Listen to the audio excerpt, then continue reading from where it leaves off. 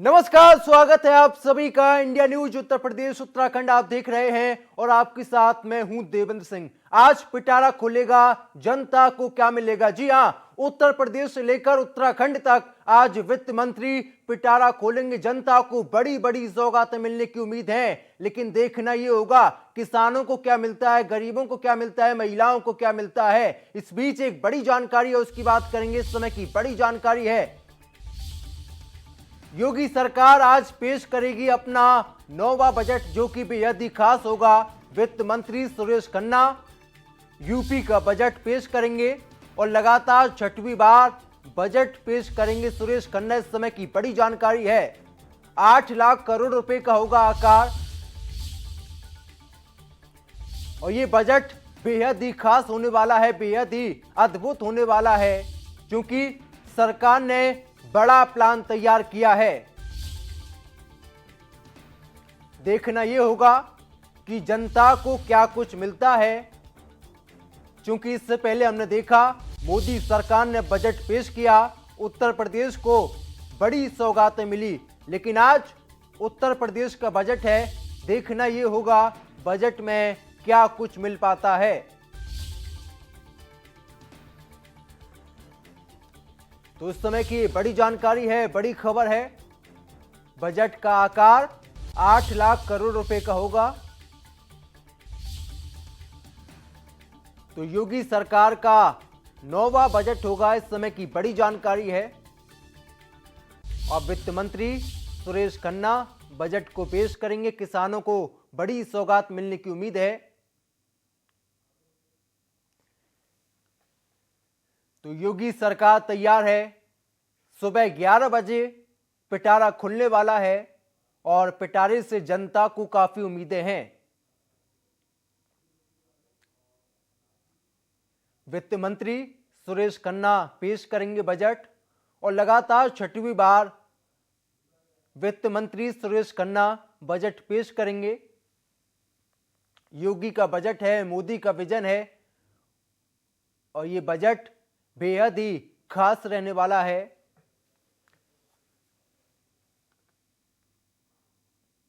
Budget को लेकर सियासत भी हमने देखी है, लगातार हाई रहती है। अपोजिशन के तमाम नेता सरकार को घेरने का काम करते हैं, लेकिन इन सब के बीच सरकार बजट पेश करेगी।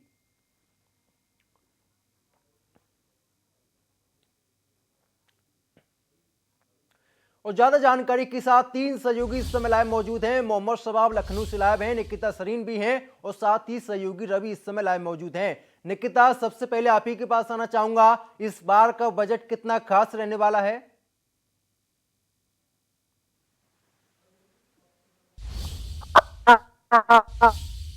देखिए, सरकार आप देखने जा रही है और एक अनुमान के अनुसार इस बार का जो है वो 8 करोड़ का हो सकता है और सूत्रों के अनुसार इस बार बजट में लोक लुभावन घोषणाएं हो सकती हैं।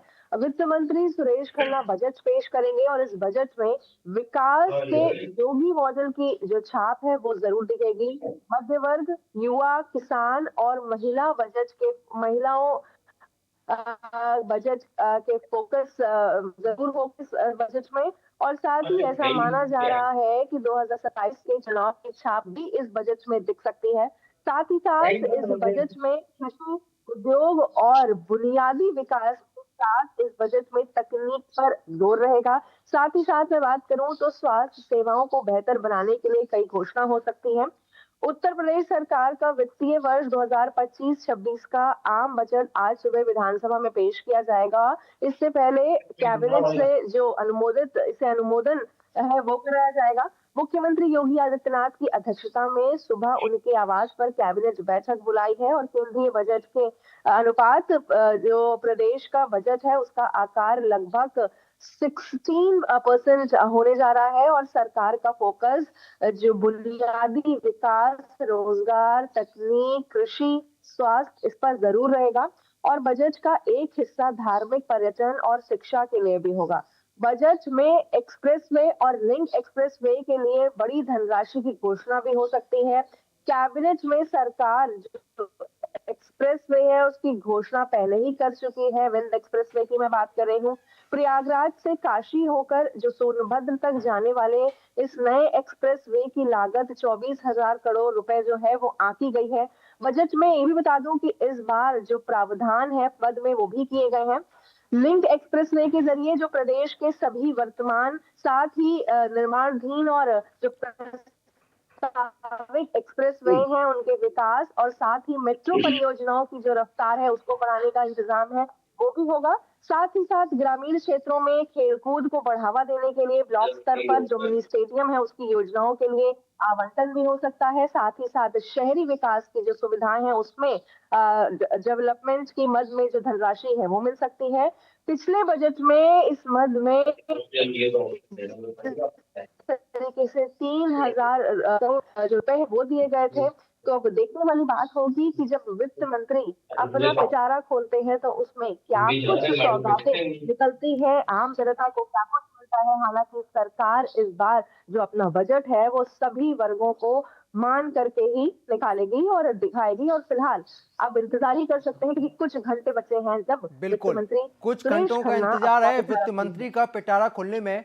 मोहम्मद शबाब, आपके पास आऊंगा।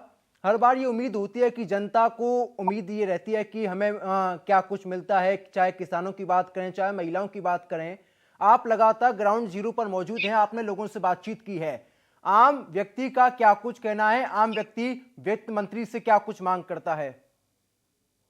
और देखिए, बुनियादी बातें वही होती हैं जो हमेशा होती हैं। लोगों को रोजगार चाहिए, लोगों को बेरोजगारी से मुक्ति चाहिए, लोगों को महंगाई से मुक्ति चाहिए, लोगों को डेवलपमेंट चाहिए। जो उनकी बेसिक नीड्स होती हैं उन पर ही हमेशा सबका फोकस रहता है। चूंकि सरकार से बड़ी उम्मीदें हैं, इस बार योगी सरकार का ये नवा बजट होगा, लिहाजा अपने आप में इसका आकार हर साल बढ़ता जाता है। इस बार तकरीबन 8 लाख करोड़ का ये बजट है। 8 लाख करोड़ से 8,15,000 करोड़ तक का इसका आकार जा सकता है, जो खबरें हैं उसके मुताबिक। और प्रोसीजर क्या रहेगा ये निकिता ने आपको बताया ही कि अभी कैबिनेट की 9:30 बजे बैठक बुलाई जाएगी और जो बजट बनाया गया है उसको मुख्यमंत्री के सामने रखा जाएगा, कैबिनेट उसे पास करेगी और उसके बाद फिर पटल पर विधानसभा में 11 बजे उसको पेश किया जाएगा। बेसिक जो सरकार का फोकस रहेगा वो डेवलपमेंट पर ज्यादा रहेगा। जिस तरीके से एक्सप्रेसवे के जाल हैं, जिस तरीके से सड़कों के निर्माण हैं, जिस तरीके से स्कूलों के निर्माण, यानी कि बेसिक कंस्ट्रक्शन और बेसिक डेवलपमेंट का जो दायरा है सरकार वो उसको बढ़ाने की कोशिश करेगी। इसके अलावा जो महंगाई है उसको कम करने की कोशिशें होंगी। हमने सेंट्रल के बजट में भी देखा था देवेंद्र कि किस तरह से इस बार केंद्रीय वित्त मंत्री निर्मला सीतारमण ने लोगों को उनकी कमाई पर एक बड़ी राहत दी थी। 12 लाख तक की इनकम पर उनको टैक्स फ्री किया गया था। तो इस तरीके की चीजें जब लोगों के पॉकेट में आती हैं तो नो डाउट उनको बड़े फायदे होते हैं। और बजट को लेकर के लोगों की वही उम्मीदें हैं जो हमारी आपकी उम्मीदें हैं। हमको चलने के लिए अच्छी सड़कें मिले, हमको रहने के लिए अच्छे आवास मिले, हमको बेहतर सुविधाएं मिले, हमको पानी अच्छा मिले। और किसको सरकारों से बहुत ज्यादा जो उम्मीदें होती हैं वो इसी तरह की होती हैं। तो सरकार का भी फोकस यही होगा कि वो महंगाई को कम कर सके।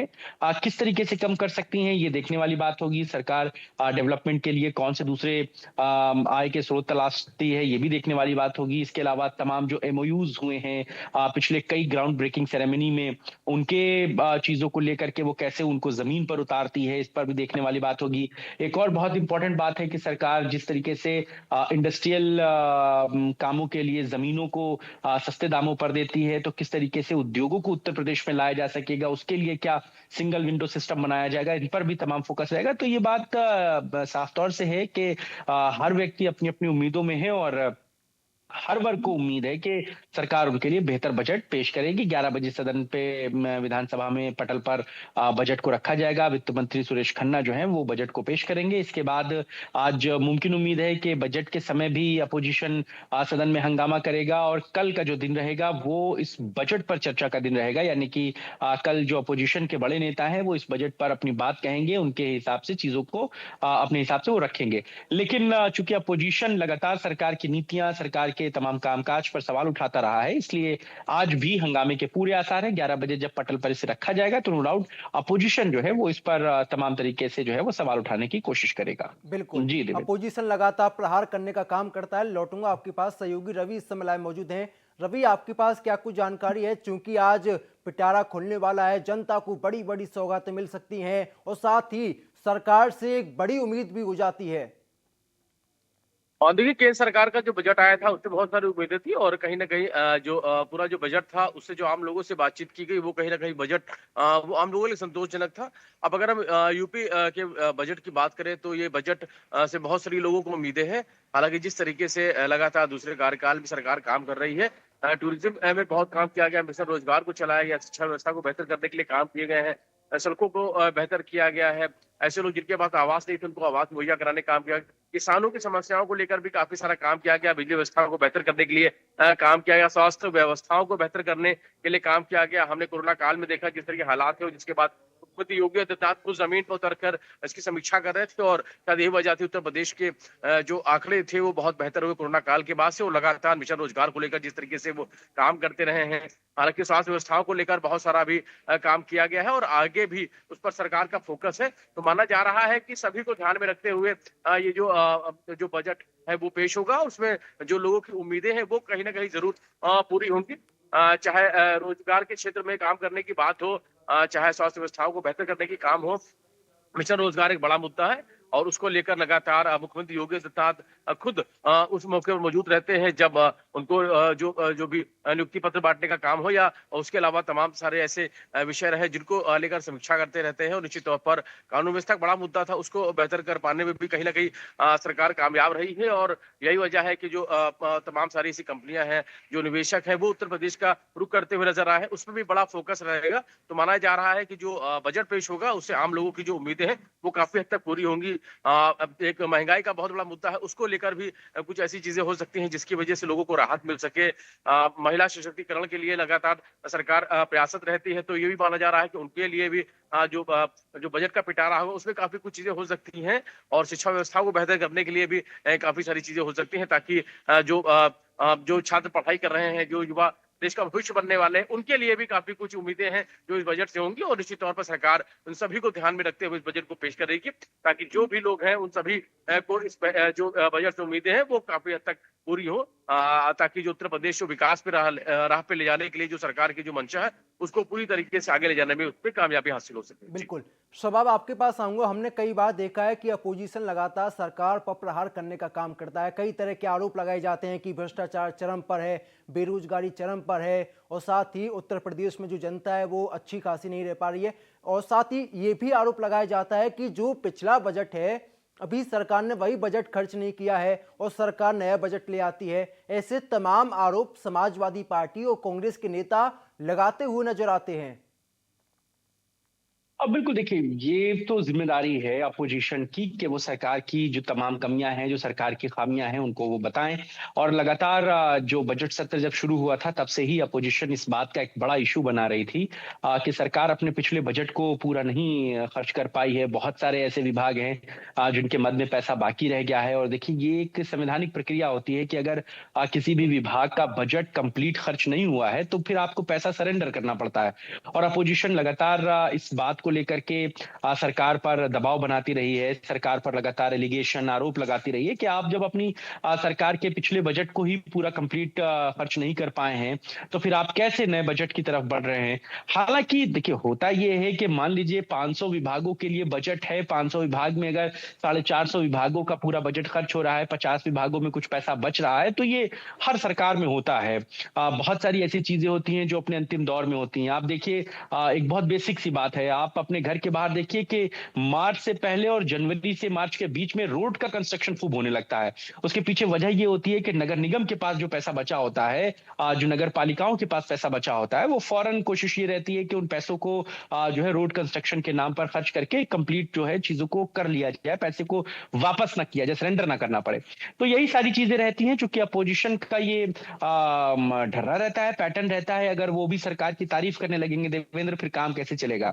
तो सरकार के खिलाफ उनको जो है वो मोर्चा खोले रहना रहता है। और लगातार समाजवादी पार्टी चूंकि मुख्य विपक्षी दल है उत्तर प्रदेश में, लिहाजा वो लगातार सरकार पर इस बात को लेकर दबाव बनाते रहे हैं। हालांकि पूरे सत्र के दौरान जो चीजें देखने को मिली वो ये है कि समाजवादी पार्टी और कांग्रेस के अलायंस को लेकर के जो कशमकश है वो साफ तौर से खुलकर कई मुद्दों पर भी दिखी है कि जो सरकार के खिलाफ विरोध करना है या सरकार की नीतियों का विरोध करना है या किसी इशू पर विरोध करना है, तो समाजवादी पार्टी और कांग्रेस इंडिविजुअल विरोध कर रहे हैं, वो साथ में नहीं है। ये एक आने वाले समय के लिए बेहतर चीजें नहीं है। हालांकि इन सब के बीच में आज राहुल गांधी भी उत्तर प्रदेश में 2 दिनों के दौरे पर हैं। आज से उनका भी रायबरेली का दौरा शुरू हो रहा है, वो अपने लोकसभा क्षेत्र में आ रहे हैं। तो ऐसे में बहुत सारी चीजें हैं। अब देखिए, जब राहुल गांधी पहुंचेंगे, बजट पेश होगा, तो नो डाउट उनका भी रिएक्शन रायबरेली से आएगा, और उनका रिएक्शन बड़ा रिएक्शन होगा, क्योंकि उत्तर प्रदेश के वो सांसद हैं और रायबरेली से वो अपने लोकसभा क्षेत्र में पहुंचेंगे। 2 दिनों तक वो यहाँ पर रहेंगे। उनके साथ तमाम कांग्रेसी नेता रहेंगे। रवि आपको इसके बारे में ब्रीफ में और ज्यादा डिटेल बताएंगे कि क्या क्या उनका कार्यक्रम रहने वाला है राहुल गांधी का। लेकिन नो डाउट उत्तर प्रदेश में बजट बहुत खास है, बहुत इंपॉर्टेंट है, और उत्तर प्रदेश के विकास को लेकर के इस बजट की बहुत महत्वपूर्ण भूमिका होने जा रही है। अपोजिशन अपने काम पर है, लेकिन सरकार का अपना एजेंडा है, अपना एजेंडा तय है उत्तर प्रदेश का विकास, और उसी राह पर जो है वो मुख्यमंत्री और उनकी कैबिनेट के तमाम लोग चल रहे हैं। अब से थोड़ी देर के बाद जो वित्त मंत्री हैं सुरेश खन्ना, वो अपने घर में पूजा अर्चना करेंगे। एक प्रक्रिया जो वो अपनी दैनिक की निभाते हैं, दैनिक दिनचर्या की, वो पूजा पाठ के साथ उसको शुरू करते हैं, और उसके बाद जो है वो वहां से निकलकर 9 बजे के आसपास अपने घर से निकलेंगे और मुख्यमंत्री के घर पर पहुंचेंगे, जहां पर 9:30 बजे कैबिनेट की बैठक बुलाई गई है। इस कैबिनेट की बैठक में तमाम कैबिनेट मिनिस्टर मौजूद रहेंगे, मुख्यमंत्री खुद मौजूद रहेंगे, और जो बजट कंप्लीट किया गया है, कंपाइल किया गया है, उस बजट को उनके सामने पेश किया जाएगा कैबिनेट में। ये एक औपचारिकता होती है देवेंद्र, ये एक औपचारिकता होती है जिसे निभाना कंपलसरी होता है। ऐसा नहीं है कि आपने वित्त मंत्री ने बजट बना लिया तो वो सीधे विधानसभा पहुंच जाएंगे। ये एक औपचारिक प्रक्रिया होती है। मुख्यमंत्री उसको अनुमोदित करते हैं, मुख्यमंत्री उस पर सो कॉल्ड स्टैंप लगाते हैं कि हाँ ठीक है, बजट ओके है, अब कैबिनेट से इसे पास कर दिया गया है, अब इसे पटल पर रखा जाएगा। पटल पर जब रखा जाता है तब एक एक मद में क्या क्या खर्चा है, क्या क्या जो है पैसे दिए गए हैं, वो एक एक चीज पर बताते हैं कि उत्तर प्रदेश के रूरल डेवलपमेंट पर कितना पैसा दिया गया है, उसमें क्या काम होगा, पिछली बार के बजट में क्या काम किया गया था, इस बार क्या होगा। इसी तरीके से अर्बन डेवलपमेंट पे क्या काम किया जाएगा, इंफ्रास्ट्रक्चर पर क्या काम किया जाएगा, रोड ट्रांसपोर्टेशन पर क्या काम किया जाएगा, नगर निगम को कितना मिलेगा, परिवहन निगम को कितना मिलेगा। हर विभाग वार इसमें जो है वो चीजें लिखा पढ़ी में होती हैं, बताया जाता है, समीक्षा की जाती है। और इस बजट को बनाने में भी एक बहुत लंबा समय लगता है, बहुत बड़ी एक टीम लगती है। उसमें तमाम विभागों की तरफ से मांगा जाता है कि आपके पास कितना बजट था, आपने कितना खर्च किया, आपको क्या चाहिए, आपके यहाँ क्या नया होना है। मान लीजिए उदाहरण के तौर पर कि बेसिक शिक्षा विभाग कहता है कि हमको नए स्कूलों के मॉड्यूल पर जाना है, या जो क्लास 1 to 8 तक की फ्री एजुकेशन है, राइट टू एजुकेशन, उसमें हमें किताबों की छपाई करानी है। तो वो सारी चीजें वो लिख के देते हैं, फिर उसके बाद उसे बजट में अनुमोदित किया जाता है। वो एक प्रक्रिया के तहत जाता है। एक लंबा चौड़ा समय लगता है, 3-4 महीने का समय लगता है पूरे बजट को कंपाइल करने में, और फिर वो मुख्यमंत्री की टेबल पर जाता है, कैबिनेट की बैठक से उसे पास कराया जाता है, और फिर विधानसभा के पटल पर इसे रखा जाता है। विधानसभा में एक एक चीज बताई जाती है। विधानसभा के बाद इसको विधान परिषद से पहले चर्चा कराई जाती है, फिर विधान परिषद ये जाता है, फिर ये वहां से पास होता है, और फिर उसके बाद जो बजट है वो एग्जैक्टली जनता के सामने आता है। तो ये एक संवैधानिक जो प्रक्रिया होती है, उसके तहत बजट को पास कराया जाता है, और इसी के तहत सरकार जो है वो चीजों को करती है कि लोगों को विकास की चीजें मिल सकें, डेवलपमेंट की चीजें मिल सकें, उनके तमाम जो बेहतर उनके विकास में योगदान की चीजें हैं उनको सरकार आगे रख सके, और सरकार का फोकस जो है वो यही है देवेंद्र। बिल्कुल, बहुत बहुत शुक्रिया आप सभी का जानकारी देने के लिए, उस बातचीत के लिए। तो कहीं ना कहीं वित्त मंत्री का आज पिटारा खुलने वाला है। जनता को बड़ी बड़ी सौगातें मिलने की उम्मीद है।